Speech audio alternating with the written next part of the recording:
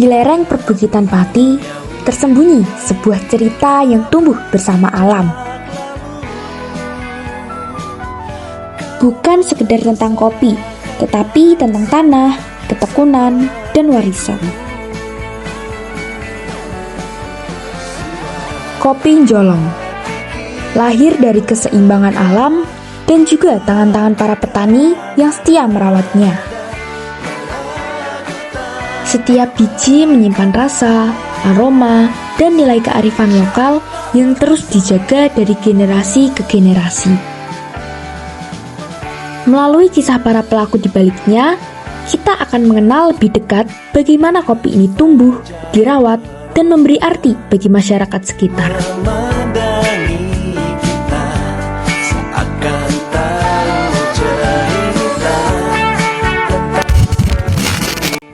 Dengan Bapak siapa? Pak Jin. Izin mau tanya-tanya tentang soal kopi. Kendala yang paling sering dihadapi sama penanam kopi di sini apa, Pak? Kendalanya kalau di sini biasanya ya, pertama biasanya kalau musim panas. Di sini kan biasanya curah hujannya kurang ada. Nah itu biasanya ada meninggal. Tapi diantisipasi dengan pakai mulsa, saya katanya gitu. Terus kedua kalau di sini sekarang kan musim hujan banyak longsor. Nah kendalanya longsor. Yang lainnya sih nggak ada. Dari nanam dari bibit sampai jadi kopi itu kira-kira membutuhkan waktu berapa lama? Kalau dari biji ya sampai panen ya, dan itu 5 tahun. Itu sudah maksimal. Tapi kalau 3 tahun sudah belajar buah, tapi belum maksimal. Tapi kalau sudah 5 tahun sudah produktif, bisa dianggap pohon ya, dianggap pohon produktif yang bisa menghasilkan sesuai dengan per kilonya. Biasanya kan per kilonya kan mencapai satu pohon saja kan 1 kilo. Kalau dari bibit sampai mekar gitu kira-kira berapa waktunya, Pak? Dari bibit sampai mekar maksudnya gimana? Bunga atau gimana? Kayak kan bibit ditanam. Terus nanti keluar kayak daun dan lain-lain, belum mengeluarkan kopi. Berarti benih dari benih itu benar mencapai 40-50 hari. Dari benih ditanam itu sudah keluar daun ya 50 hari sampai sekitar 2 bulan lah. Itu terus ciri khas dari kopi Njolong itu apa, Pak?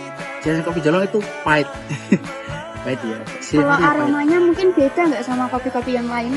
Kalau aroma bisa sama. Yang di sini tuh pahit. Biasanya kan ada yang agak asam, tapi di sini cenderung ke pahit. Kalau Njolong kopinya cenderung ke pahit. Biasanya kalau seperti kopi di Banaran biasanya kalau sini rasanya agak cenderung ada asam. Kalau di sini rasanya pahit. Biasanya kalau di sini mau diolah itu menggunakan campuran yang lain atau murni dari kopi? Murni dari kopi. Murni kopi. Jadi nggak ada campuran beras dan lain-lain. Iya. Kalau beras itu biasanya orang-orang kampung biasanya dicampur dengan beras yang nggak tahan perutnya biasanya dicampur. Iya.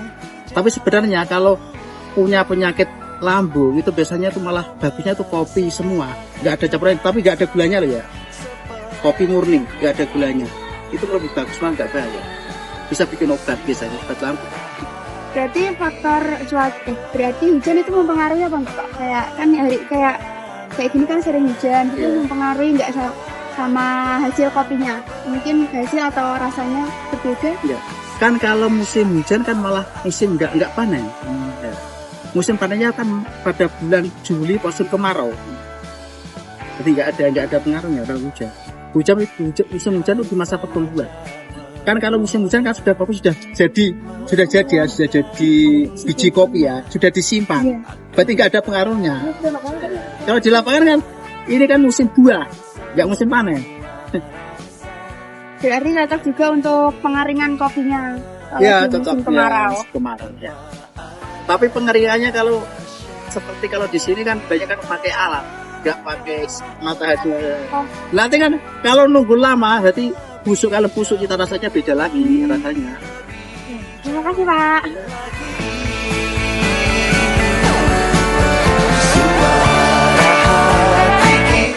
Njolong bukan sekedar hamparan tanaman, melainkan ruang hidup tempat alam dan manusia saling menjaga. Ini merupakan cermin kearifan lokal Pati yang perlu diwariskan, dirawat, dan terus dijaga.